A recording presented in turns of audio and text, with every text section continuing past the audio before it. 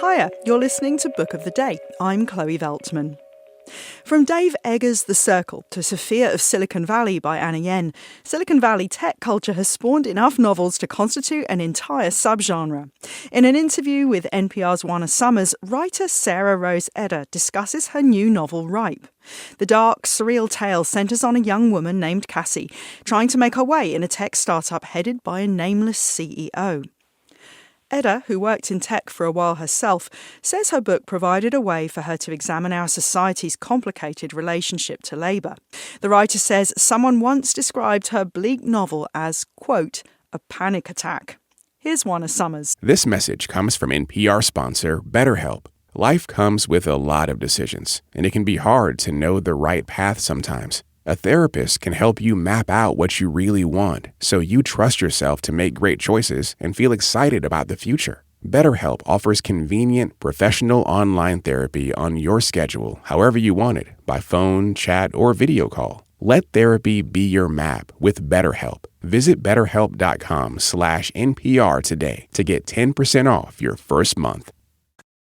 A new novel explores the darker sides of life in Silicon Valley and how one young woman, Cassie, is trying to make sense of her new career as well as her growing sense of dread. That manifests as a constant companion, a looming black hole that grows or shrinks depending on the day. I know it's a bleak book, but you work really hard to at least make it as enjoyable to read as possible. And I try to pace it and break it up so that at least it reads like a really sad beach book. That's author Sarah Rose Etter describing her book, Ripe. I asked her if there's a world in which Cassie could have been happier if she had more faith in her career, herself, or even God, anything. Yeah, I do think she's someone who's really lost and, she's obviously severely depressed and not, getting help for that. And so I think belief in anything would probably have helped her a lot. But it's also hard because, I feel the same way certain days when I wake up and I read all the headlines and I find it hard to find faith. I sort of, I was speaking to someone and they said, this book is a panic attack. And I was like, it does. Oh my gosh. It does try to get to the feeling of us all being alone together where we're looking at all this terrible news 24 hours a day, 7 days a week, and we can feel this dread and there's not really any place to go with it. I mean, you mentioned that you'd worked in Silicon Valley for a year. I've never worked there, but I worked for a tech blog and was dealing in that world for a while. And I really related to the atmosphere of pressure that Cassie talks about, the way that it changes your relationship to work, your relationship to yourself. Can you talk a little bit about that? Yeah, I think especially at least up until my 30s, I really was one of those people who was working nonstop. But once I got to Silicon Valley, the pressure escalated so much. And, I mentioned in the book her using drugs to keep up. And I did feel that way. I was kind of looking around at everyone who was looking for any shortcut to be the best. It felt like being in the Olympics, but the Olympics was coding and staring at a laptop. So yeah, I think all of us are maybe right now re-examining our relationship to work and labor. And I think we see that as we see more strikes happening.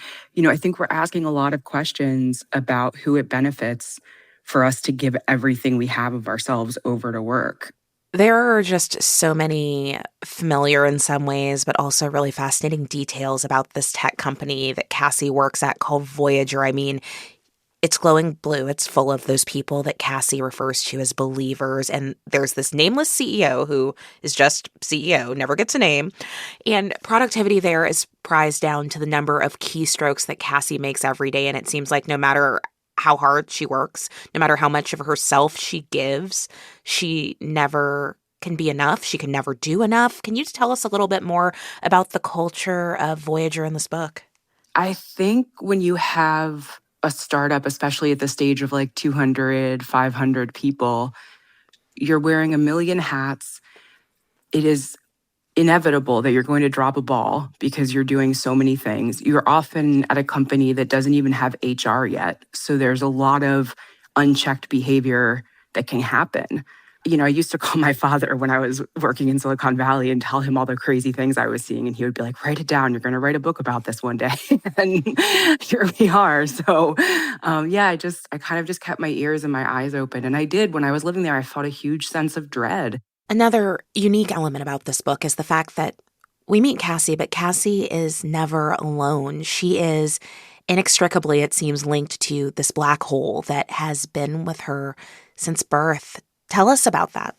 I think I always want to have a surreal element in my book that leaves a place for the reader to meet me. And so to me, for Cassie, the black hole is depression, right? And it's the part of us that we are constantly trying to get better about. And some days it recedes and some days it gets bigger. And for me, it was grief.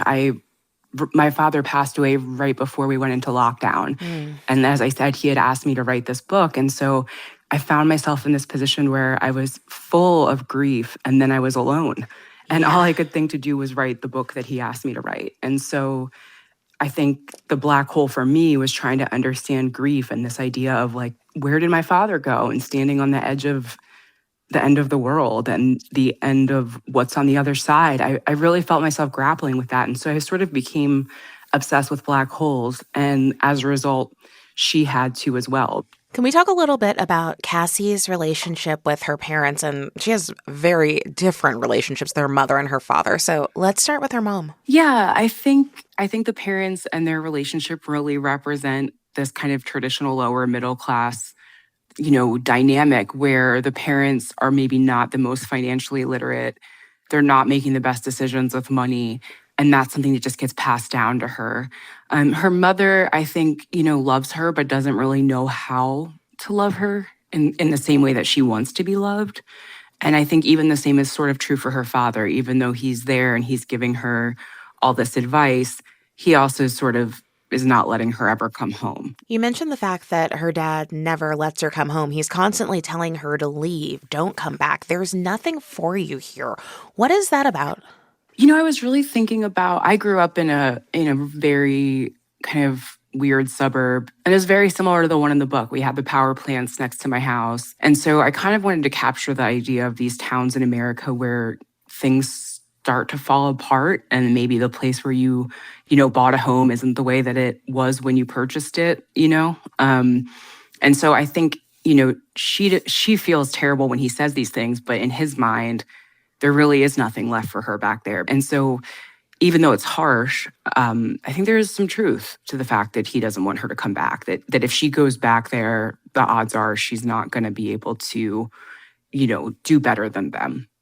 So I never like to give anything away about an author's book, but in other books that I've read about or during peak COVID and those periods of lockdown and isolation, many of them, they seem to try to seek bright spots, but this story did not do that. How come?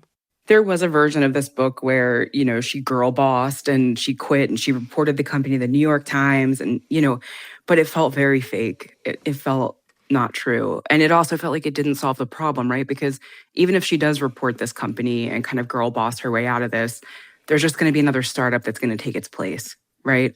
And so I don't know. I played around with a hopeful ending, and I think there is some hope in the ending, depending on how you want to read it. But it's hard for me to be alive at this point in time and offer a gesture of hope right now. And I feel like I have to let myself do that because listen, trust me, I know we all want happy endings. I have heard that from every major publisher in America. I know. But I also think the truth matters. Sarah Rose Etter, thanks so much. Oh, thank you for having me, and thanks for your great questions. It was an honor.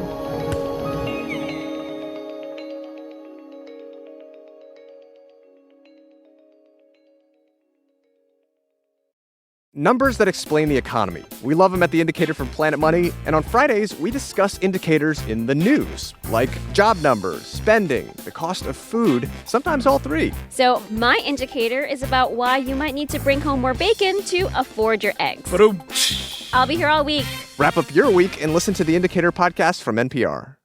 This message comes from NPR sponsor Capital One, offering their premium travel card, Venture X. Capital One, what's in your wallet? Details at CapitalOne.com.